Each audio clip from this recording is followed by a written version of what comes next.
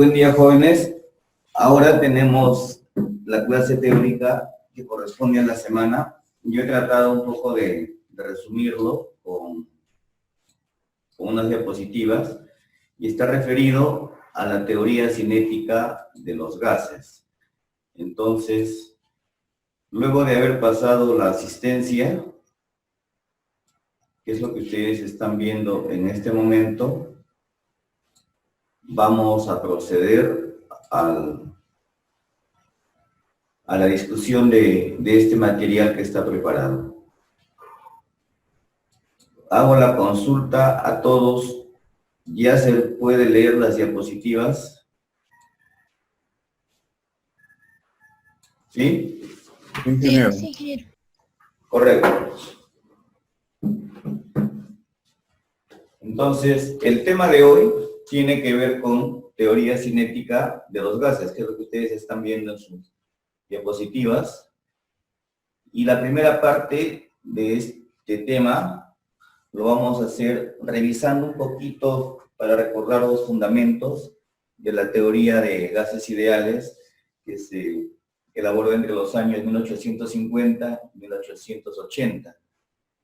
Los que mejor aportaron fueron Maxwell, Clausius, Boltzmann, ¿no?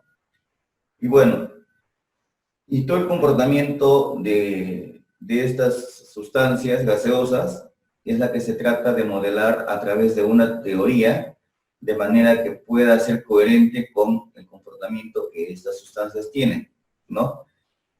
Como es el de ocupar el mayor volumen posible, de ser fácilmente compresibles, de tener una gran actividad molecular, ¿no?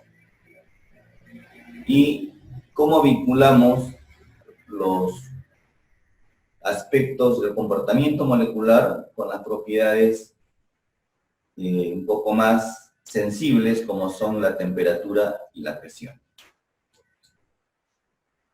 Dentro de las primeras teorías que se pudieron elaborar está la de Dalton, ¿no? Esta teoría se especifica para un gas determinado, en donde se establece que podría, ¿no?, estar formado por una mezcla de sustancias gaseosas, y entonces la teoría de Dalton habla de las presiones parciales, ¿no?, en donde la presión total que ejerce el gas es la suma de las presiones parciales de los gases que componen esa mezcla.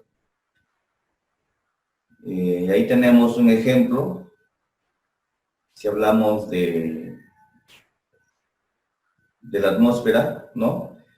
760 milímetros de mercurio, que está formado por la presión parcial del hidrógeno, 160 milímetros, la presión parcial del nitrógeno, que es el componente en mayor proporción en el aire, 593 milímetros de mercurio. Luego el CO2, en menor proporción y en una proporción también baja, ¿no?, pero mayor que el CO2, el agua. Cuando sumamos eso, tenemos el tema de la presión atmosférica, 760 milímetros de mercurio.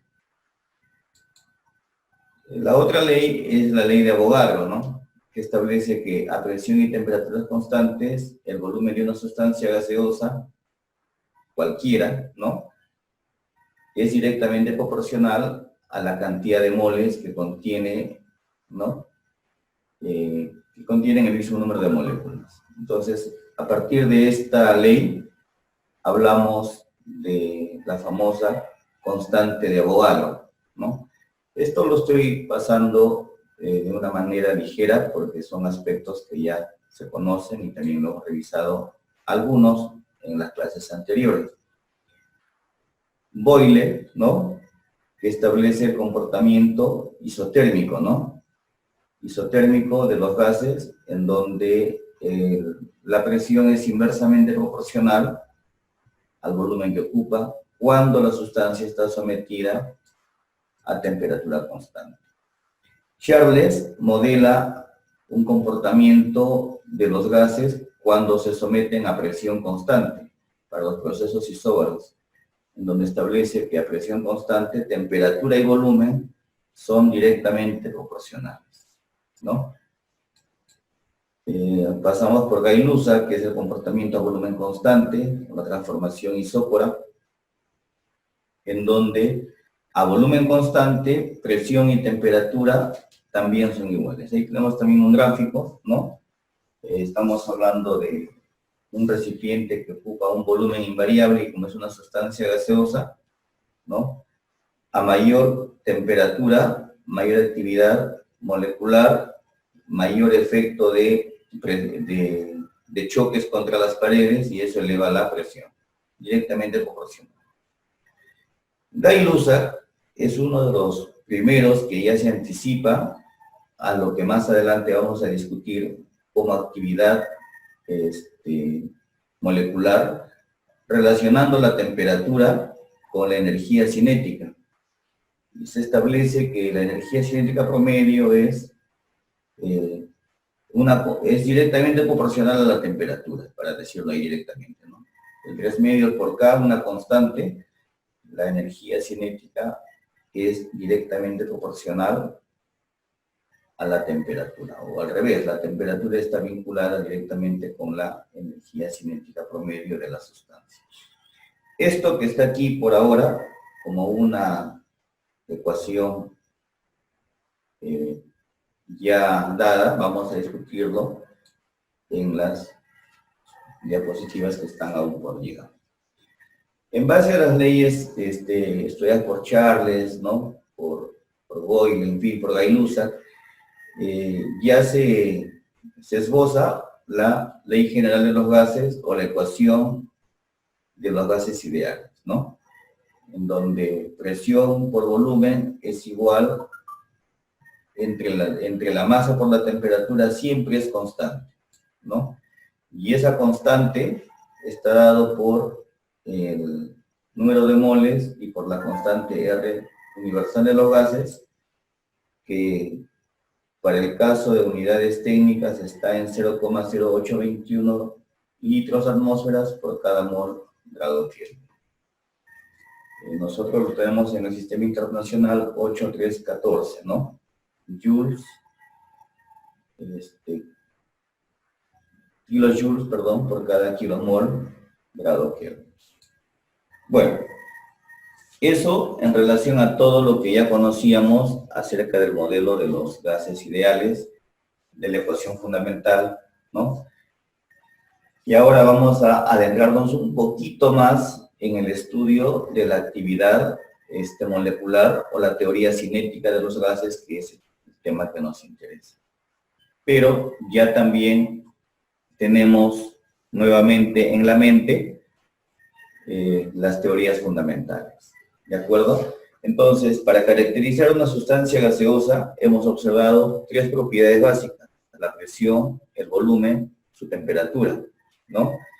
A las cuales se desconoce como variables de estado de un gas. Son las propiedades macroscópicas, ¿no? Aunque el gas ideal, o hablar de gas ideal, es solamente una teoría, un modelo idealizado, justamente. Sin embargo, muchos gases reales se comportan de manera aproximada, ¿no?, a lo que podemos modelar como un gas ideal según las ecuaciones ya revisadas. Ahora, para comenzar el estudio de la teoría cinética de los gases, vamos a responder inicialmente a estas 4 preguntas básicas. La primera: ¿por qué un gas se expande? ¿Por qué tiene que expandirse y tender a ocupar el mayor espacio, ¿no? Ni bien se le da la mínima posibilidad, ¿no? Apenas le damos un pequeño espacio, digamos un pequeño agujero, el gas va a tender a ocupar el mayor espacio. ¿Y por qué se lo puede comprimir fácilmente? La segunda pregunta. La tercera: ¿por qué un gas es fácilmente, ¿no?, de ser mezclado con otro? Y por último, ¿por qué es baja la densidad de una sustancia gaseosa? Estas respuestas a cada una de las preguntas formuladas nos van a dar una idea de 4 características que vamos a intentar responder, ¿no?, en las teorías o con la teoría cinética de los gases, ¿no? También veamos que el movimiento molecular de una sustancia gaseosa es caótico, ¿no? Es aleatorio, ¿de acuerdo? Y entonces vamos a tratar de encajar ese movimiento molecular caótico y aleatorio con las leyes de la mecánica clásica. Entonces, empecemos analizando la interacción molecular de un gas, ¿no? O de las moléculas de una sustancia gaseosa. Vamos a asumir de que las moléculas tienen un movimiento tan caótico que no llegan, ¿no? Que no llegan a interactuar entre sí, excepto cuando están chocando. Y cuando chocan, describen un movimiento rectilíneo uniforme, ¿no? Las moléculas de un gas pueden chocar entre sí, pueden chocar contra las paredes del espacio que está, o del recipiente que lo está confinando, y estas colisiones las vamos a asumir que son perfectamente elásticas, es decir, impacta con una velocidad, no pierde energía cinética, y después del choque tiene la misma velocidad antes de que haya ocurrido este impacto, ¿no? Eso es lo que tenemos entendido como una colisión perfectamente elástica, ¿de acuerdo? Ahí tenemos unas figuritas en las cuales se ilustra la actividad molecular, ¿no? Entonces, después de la colisión estamos aceptando que la cantidad de movimiento se mantiene constante. Recordemos qué es la cantidad de movimiento. El producto de la masa de un cuerpo por su velocidad, ¿no? Entonces, la masa por la velocidad de las moléculas se va a mantener constante en conjunto. Eso no quiere decir que regresan necesariamente en el mismo sentido, pero el conjunto mantiene una cantidad de movimiento constante. Ahora, para poder simplificar más este comportamiento caótico, ¿no?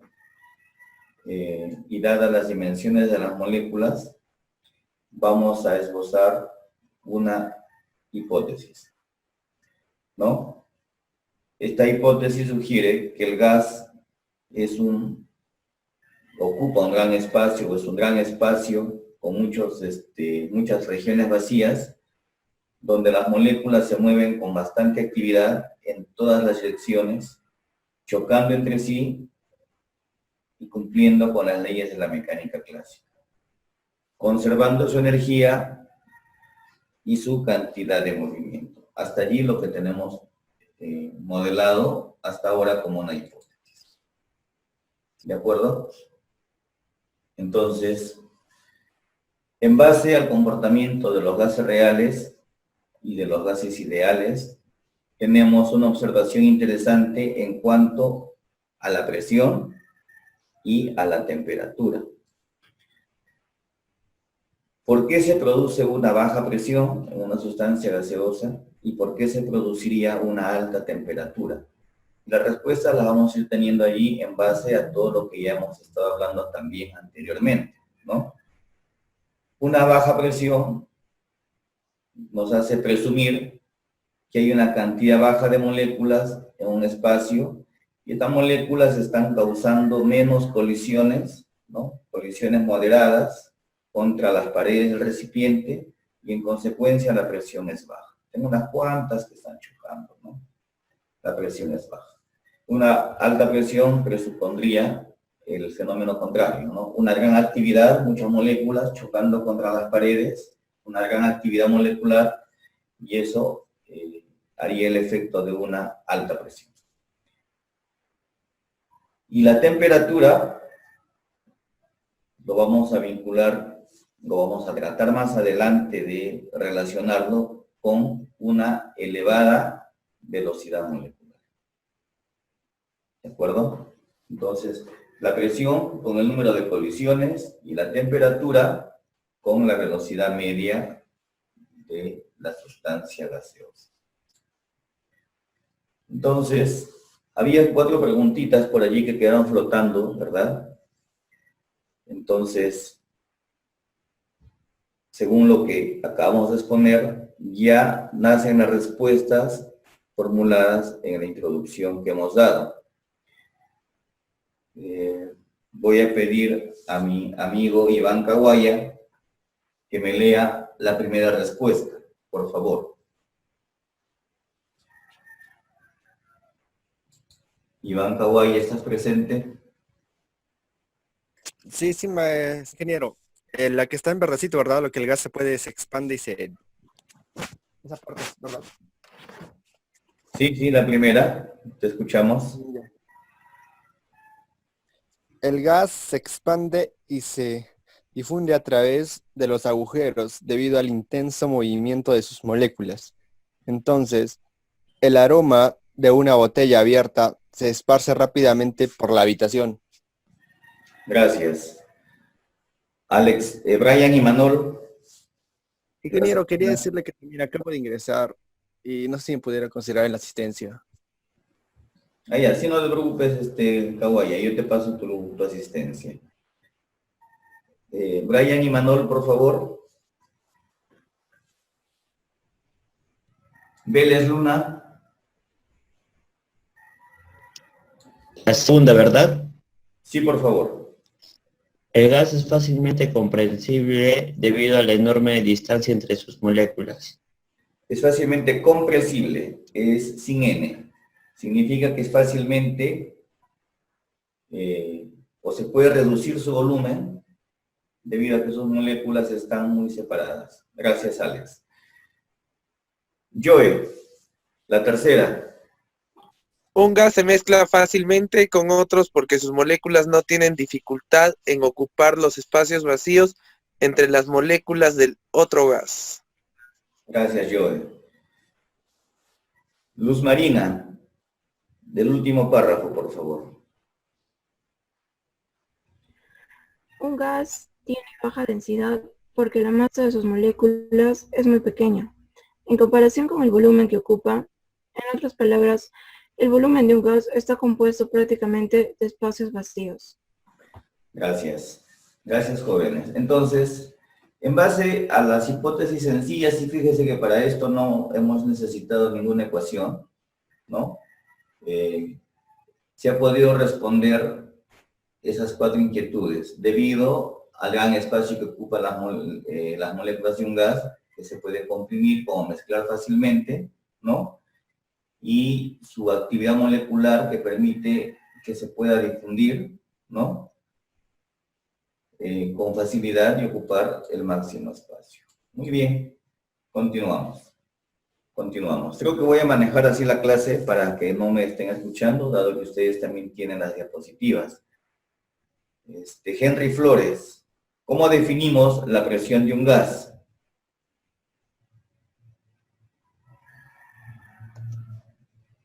¿Qué es, ingeniero? Por definición, la presión es la relación entre el módulo de una fuerza y el área sobre la que actúa. Correcto. Por lo tanto, lo hemos definido como la intensidad con que se soporta una fuerza, ¿no?, sobre una superficie determinada. ¿De acuerdo? Entonces, a mayor fuerza, mayor presión, a menor área, ¿no?, menor presión. A menor área, vamos a ver aquí, a menor área, la presión. Mayor presión. Mayor presión. A menor área, mayor presión, Inge. Claro, a menor área, mayor presión. Tal vez yo he equivocado el término, ¿no? Es el efecto de soportar imaginariamente la presión sobre la mano usando un alfiler. Es mucho mayor que percibir la presión sobre la mano usando un objeto más grueso, como por ejemplo este lapicero de pizarra, ¿no? Esto sí se puede soportar. El área aumenta, la presión disminuye. Muy bien, eso para la revisión de lo que es la presión. Diego Abel Pajares, ¿qué sucede cuando un gas se comprime a temperatura constante, en virtud de la diapositiva que estamos presentando. Cuando un gas se comprime a temperatura constante, aumenta el número de colisiones de las moléculas con las paredes del recipiente, lo que aumenta la presión del gas. Por el contrario, cuando se expande, este número de colisiones es menor, porque las moléculas viajan mayores distancias dentro del contenedor, lo que reduce la presión del gas. Gracias. Eso está reflejado en las figuras A y B, ¿no? La relación inversa entre presión y volumen de un gas. Ella también lo estableció el amigo Boyle, ¿no?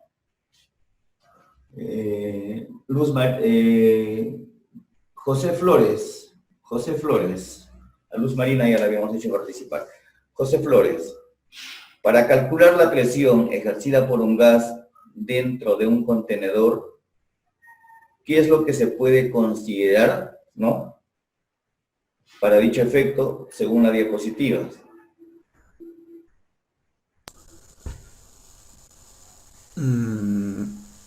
José Las Flores. direcciones. Sí, para calcular la presión, la presión ejercida por un gas dentro de un contenedor, consideramos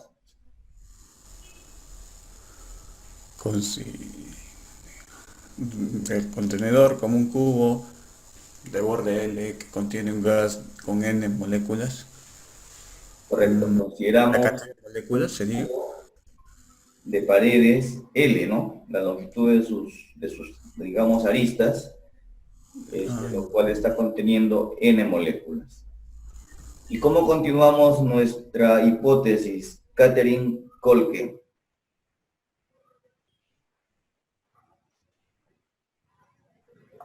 Bueno, dice, podemos suponer que el efecto producido sería el mismo si un tercio de ellas se movieran en cada una de las direcciones X, Y y Z. Correcto. Esta partecita, vean que las letras en blanco están con mayúsculas. Pongámosle bastante atención. Podemos suponer que en este recipiente cúbico el efecto va a ser el mismo si un tercio de ellas se moviera en cada una de las direcciones, en X, en Y en Z. Estamos aceptando de que es igualmente probable que se muevan en las tres direcciones, ¿no? Asumiendo que un tercio de ellas adopta cada una de estas direcciones. Entonces, eso no es que sea así, sino que estamos suponiendo que el efecto, ¿no? Del movimiento molecular, que sabemos que es aleatorio, va a ser equivalente al efecto producido por el tercio de esas moléculas moviéndose en dirección X, en Y, en Z. Bien. Por favor, Luis Alberto Catacora, si me ayudas con el último párrafo.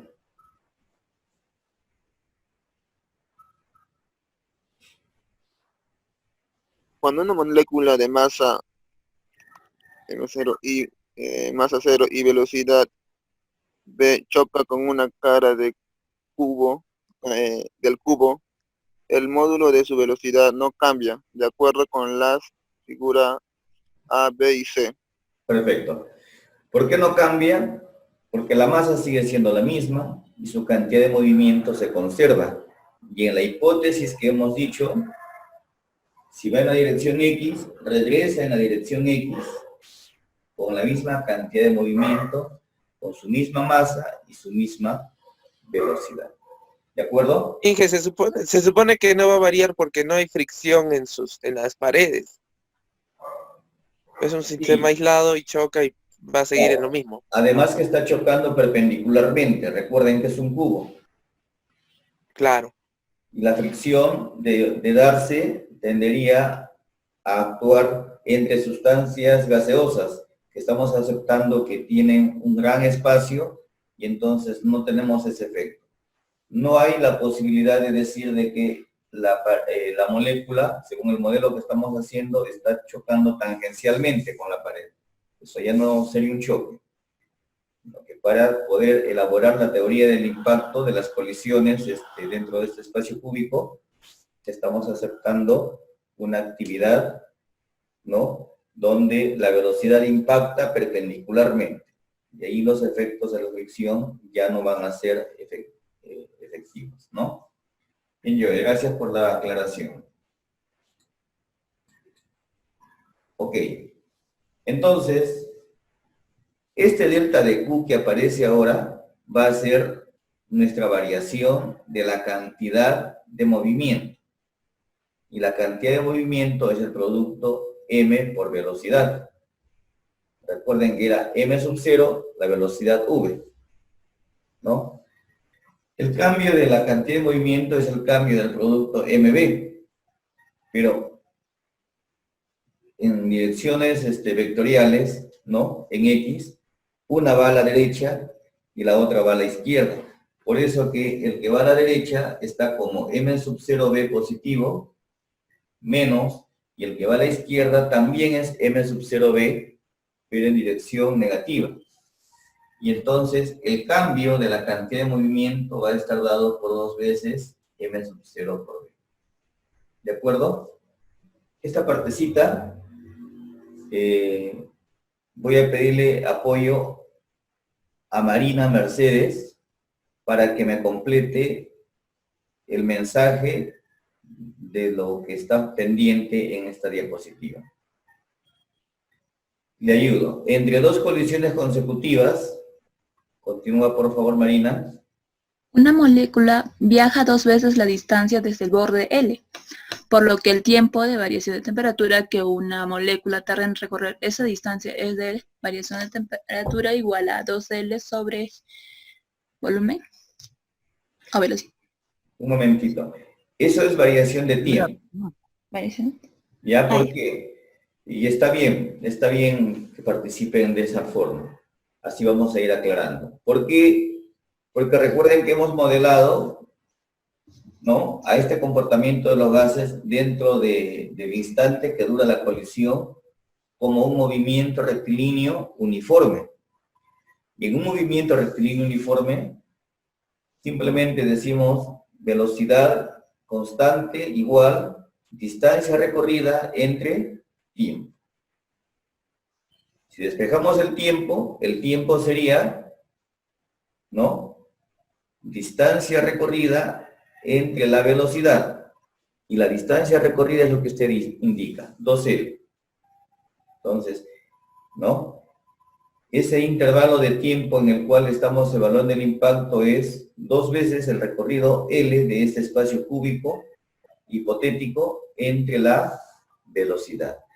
Correcto, gracias Marina. Miguel Ángel Vilcanti, continuamos.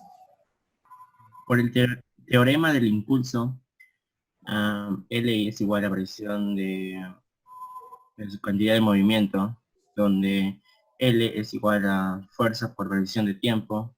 Luego determinamos la fuerza F escribiendo. Inge, consulta. Dime.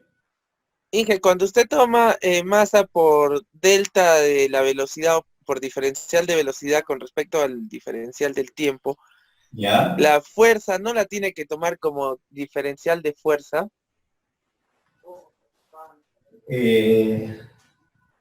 No, a ver, vamos a ir de a pocos. Fuerza, masa por aceleración. En términos matemáticos para una partícula. En términos de las definiciones cinemáticas, variación de velocidad respecto al tiempo. El impulso lo definimos como fuerza por diferencial de tiempo. Es decir, el efecto de la fuerza en un instante de tiempo muy pequeño. Este es el diferencial. Esta es la definición de impulso.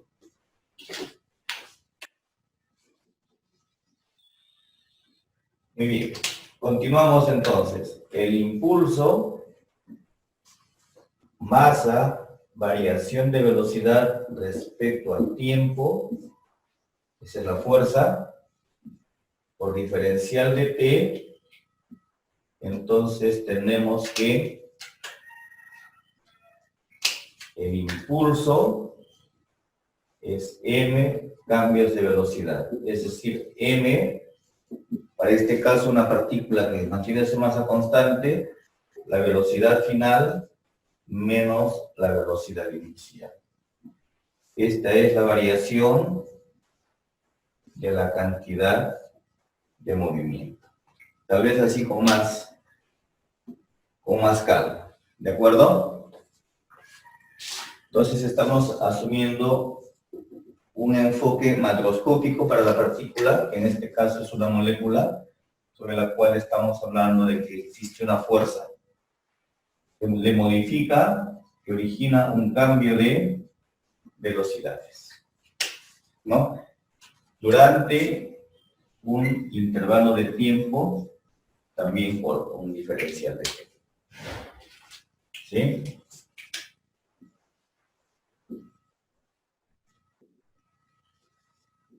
Muy bien. Entonces, ahora sí continuamos. Continuamos.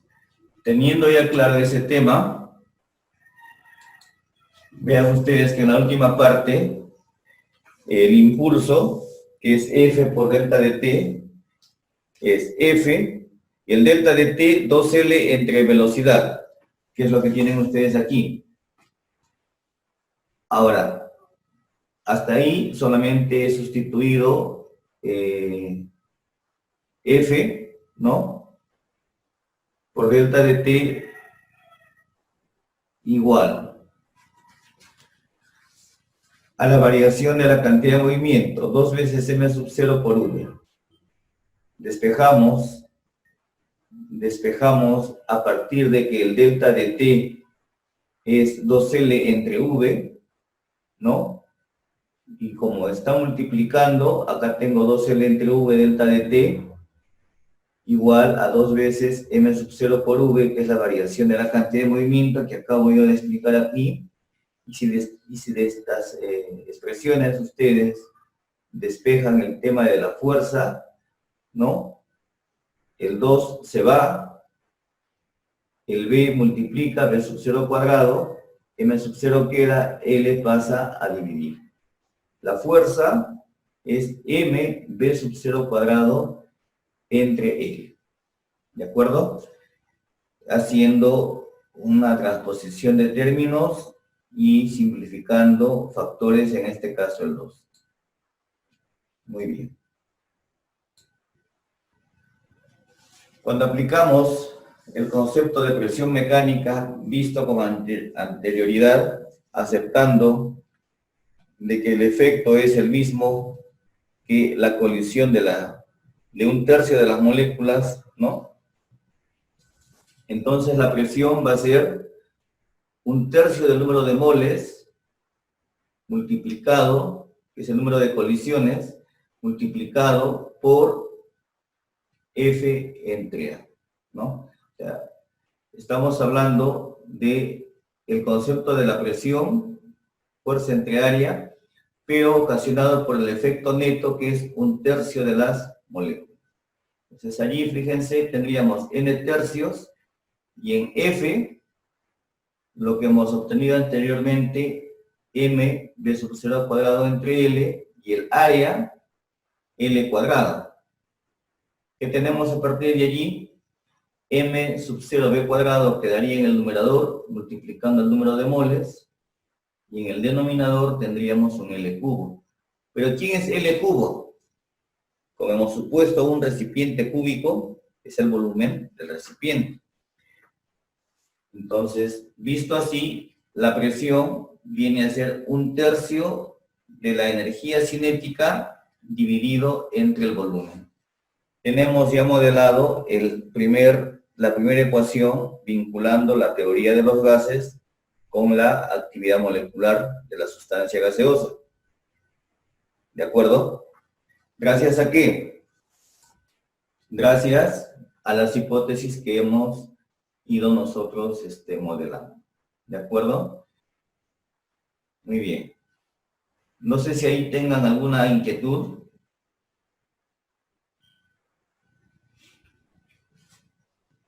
¿De dónde salió M? Si teníamos número de moles por la masa inicial. número de moles, recuerden, ¿no? Estamos hablando ahí en unidades molares, en este caso podría ser moles, y este M sub 0 como masa, ¿no? Estamos hablando en kilogramos de cada uno de los moles, porque era la masa de cada molécula. Entonces, cuando usted multiplica el número de moles por la masa de cada molécula, tiene la masa de la sustancia gaseosa. La masa total del gas, como está ahí expresada. Tal vez esa partecita para aclararlo. Y lo demás ya está idéntico, pues, ¿no? La velocidad al cuadrado, el que es, y el L cubo, que es el volumen. ¿Sí? ¿Alguna duda? Ninguna. Si ya tengo modelada la presión en base a la velocidad, la temperatura va a ser un poco más sencillo, apoyándome en las ecuaciones de los gases ideales, ¿no? Pero por lo pronto, vamos reforzando la idea. La energía cinética de un gas, la masa total del gas por su velocidad media, o la velocidad del gas al cuadrado, entre 2, ¿no? Y entonces, a la presión lo hemos modelado en la diapositiva anterior como 1/3 de la energía cinética entre el volumen. Concluimos entonces que si aplicamos mv cuadrado sobre 2, aquí sería en la presión 2/3 de mv cuadrado entre 2, para poder simplificar el 2 y tener mv cuadrado. Entonces, 2/3 de, ¿no? Hablando aquí de energía cinética. Y al despejar, tendríamos, o al revés, a ver, como ustedes gusten, energía cinética, mv cuadrado medios. Entonces, mv cuadrado, aquí, entre 2 y por 2, y despejan mv cuadrado. Parece que acá, por un tema de claridad, también voy a ir a la pizarra. Tenemos, en esta partecita de la diapositiva, la energía cinética, mv cuadrado medios. Y hemos establecido que la presión es 1/3 de mv cuadrado, ¿no? Entre el volumen. Para hablar de energía cinética, dividiríamos esto entre 2 y a la vez voy a multiplicar por 2. Pero esta partecita, mv cuadrado medios, lo voy a tomar como energía cinética entre el volumen. 2/3 energía cinética entre el volumen. Y allí ya podemos despejar energía cinética 3 medios, ¿no? Del producto presión por volumen. Ahora sí, ¿verdad? Es mejor así porque allí con la diapositiva es a veces difícil de seguir la secuencia. Muy bien. Continuamos entonces.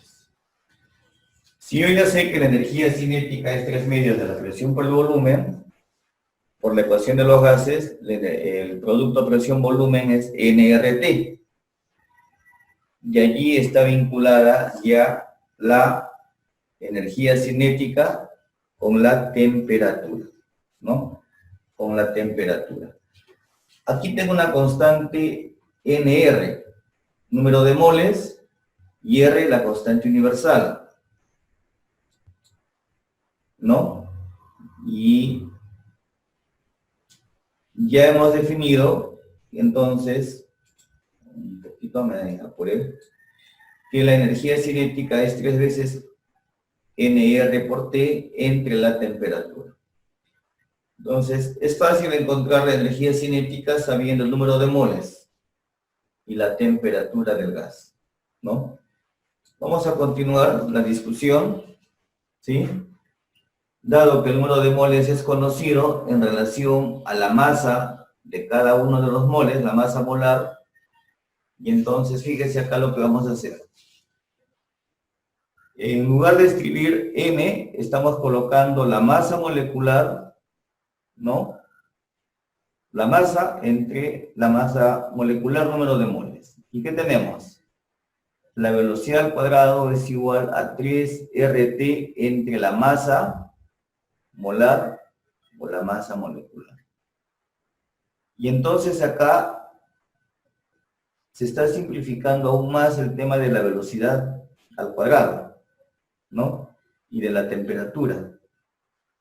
¿Qué está indicando? Que depende directamente de la constante que es 3 veces R entre M. Pero esa constante, más adelante lo vamos a poder vincular como la constante de Boltzmann, aceptando el término de la energía cinética, ¿no? Y despejando ecuaciones, tengo que la energía cinética es 3 medios R entre el número de Avogadro por la temperatura. ¿Y de dónde salió el número de Avogadro? El número de Avogadro es el cociente, ¿no?, del número de moléculas entre el número de moles. Y finalmente tengo que la energía cinética es 3 medios de una constante por la temperatura. Aquí el valor de la constante, que es la constante de Boltzmann. 3 medios de K, que es 1,38 por 10 a la menos 23, por la temperatura. ¿Qué estamos concluyendo? Que la energía cinética de un gas depende directamente de su temperatura. Fíjese, ya no depende ni siquiera de la sustancia, ni siquiera de la cantidad de moles, ni el tipo de gas. Idealmente, la energía cinética depende de manera directa, ¿no?, de la temperatura, ¿de acuerdo? 3 medios de la constante de Boltzmann por la temperatura. Esto en base a todas las hipótesis, claro, que se han venido haciendo anteriormente. Por favor, para terminar la clase, tengo 4 preguntitas y quiero que me respondan de manera ágil. Esto ya lo dejo en participación abierta, voluntaria, ¿sí? Con los debidos controles de sus opiniones también, por supuesto, que vamos a ir registrándolos. Primer ejercicio. ¿Qué representa la temperatura de un gas dentro de un punto de vista microscópico? A, el calor que absorbe el sistema. B, la suma de la energía cinética de sus moléculas. C, el número de colisiones de las moléculas con las paredes del recipiente, ¿no? Número de colisiones por minuto. D, el cociente entre su presión y su volumen. E, el flujo de calor liberado por sus moléculas. Vuelvo a repetir la pregunta. La temperatura de un gas se representa, según un análisis microscópico, por respuestas.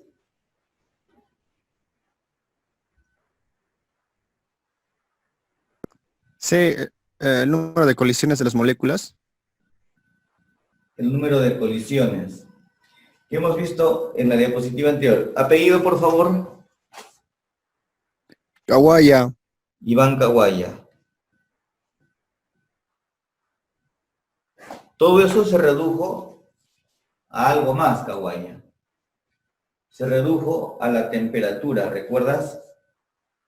Es más, en una diapositiva decíamos, la presión está vinculado con el número de colisiones y la energía cinética con la temperatura.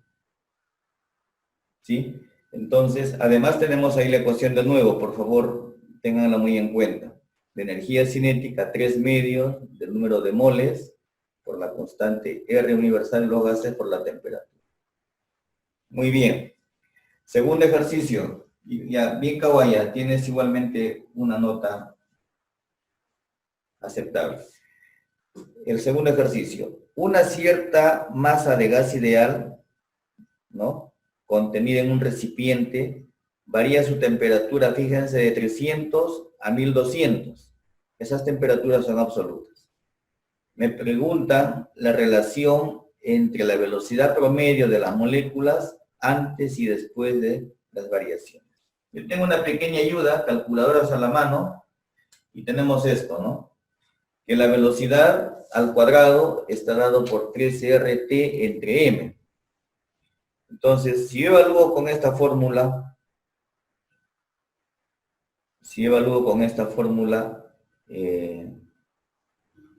las dos condiciones del gas a 300 y a 1200, el R es el mismo gas, es la constante universal, ¿no?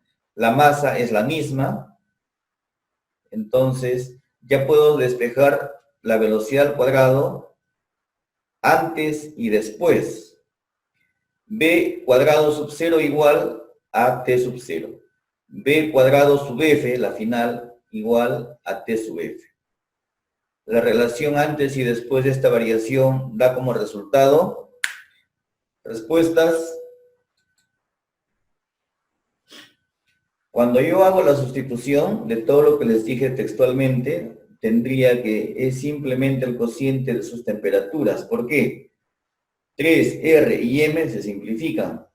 Me va a quedar la temperatura antes o inicial dividida entre la temperatura final, y eso es 3 entre 12.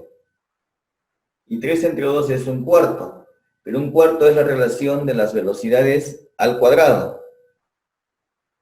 Entonces, como me piden relación, es simplemente un cociente.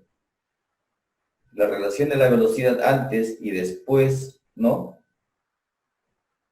viene dado por un medio, ¿no?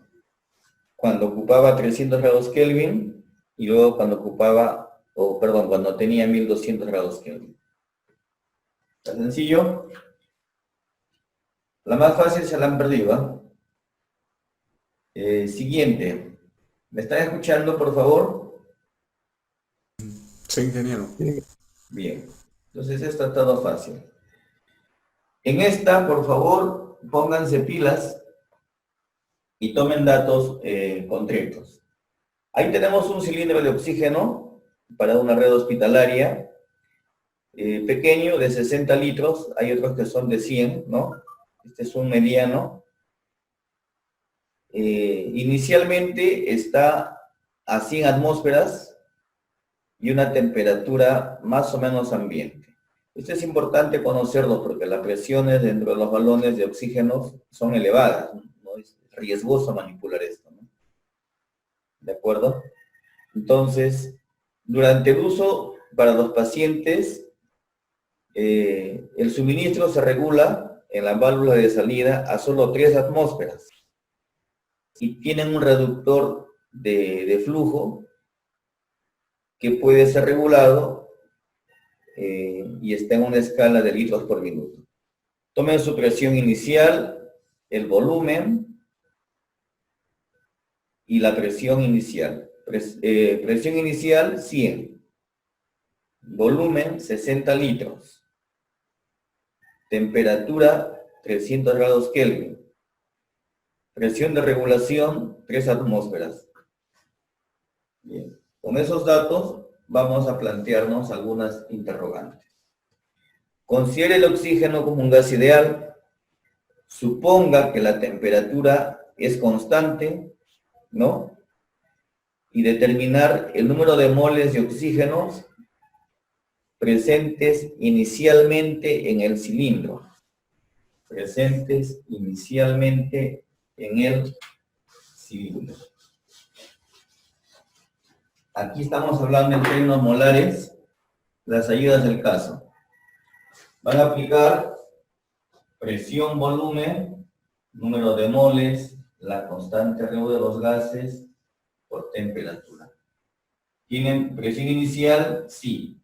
Volumen inicial, sí, ¿no? Número de moles, les pregunta. La constante de los gases, la conocen. La temperatura inicial, también la conocen. ¿Cuánto sale entonces el número de moles? Respuestas. Esperamos. 2.40. Bueno, A ver, 2.40. Ahí yo tengo los previos. Es lo mismo, presión, volumen, número de moles por despejar. La constante R en este caso lo tengo yo en litros. La temperatura en grados Kelvin. A ver, confirma tu valor. ahí sale 250. 250. Apellido.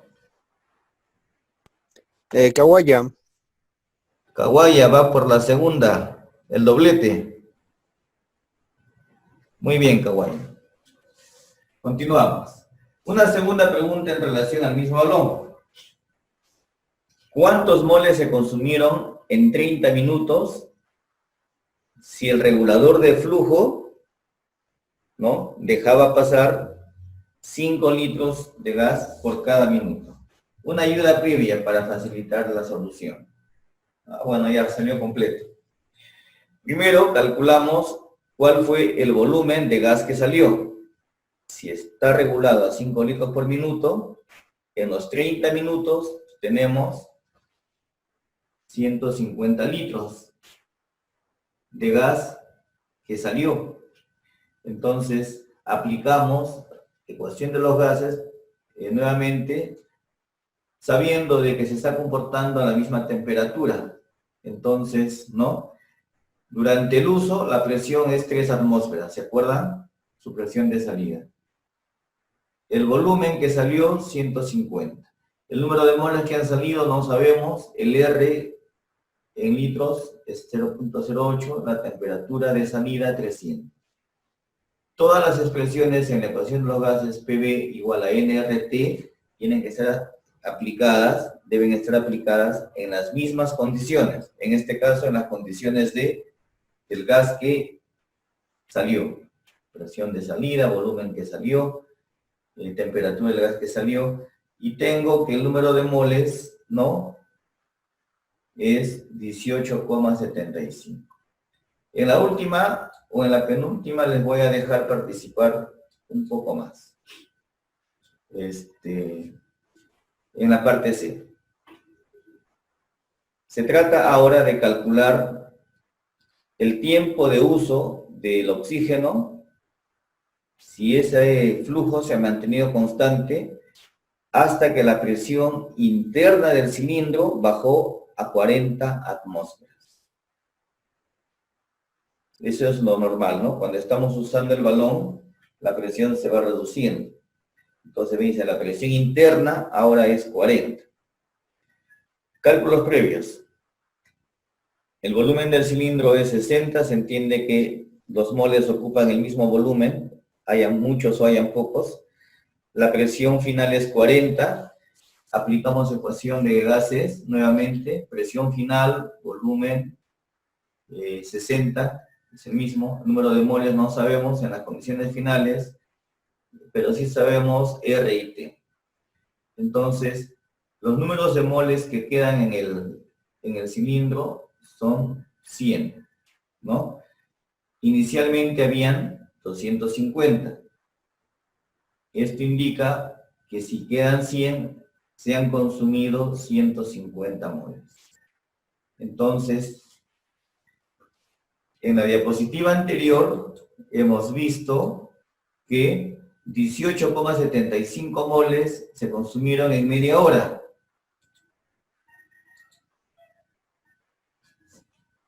¿150 moles en cuánto tiempo se han consumido? ¿Cuál fue el tiempo de uso? Vuelvo a repetir. Epa. 18,75 moles en 30 minutos. 150 moles en cuántos minutos se consumió. 4 horas. ¿Cuánto? 4. 4 horas. No. ¿Apellido?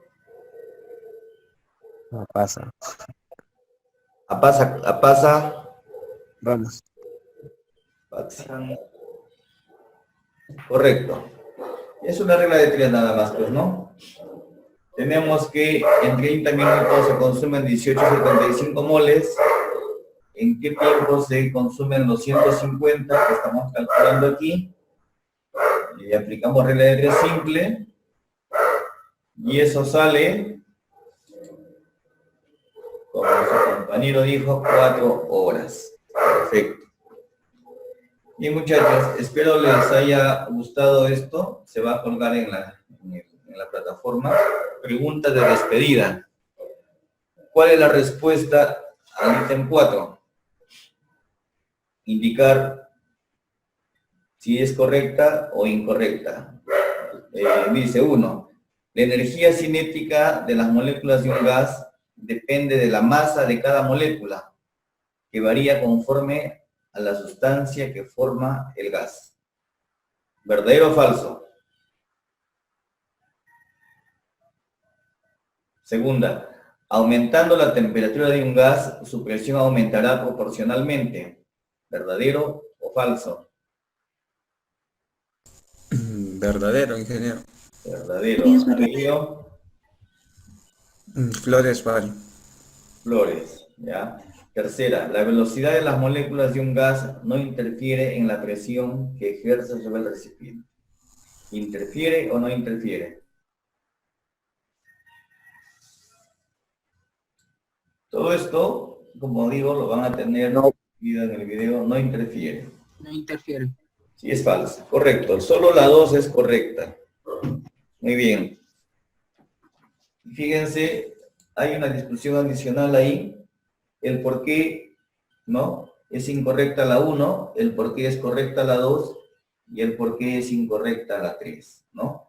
Y todo en base al modelo de la teoría cinética de los gases que hoy día hemos estudiado, ¿no? La energía cinética, volvemos a decir, depende únicamente de la temperatura, desde el enfoque de la teoría cinética de los gases, ¿no? Esta proporcionalidad directa entre presión y temperatura, la ley de los gases ideal. Y la última, el efecto de la presión por la actividad molecular, ¿no? La energía cinética entre 3 y también entre el volumen del espacio que ocupa el gas ideal. Muy bien, muchachos, a 2 minutos para que tengamos el término de la clase. Mi gratitud del material que he usado hoy día a la Secretaría de Educación del Estado brasileño de Pernambuco, de quienes he tomado las referencias casi de la mayoría de las presentaciones que hemos usado ahora. Muchas gracias.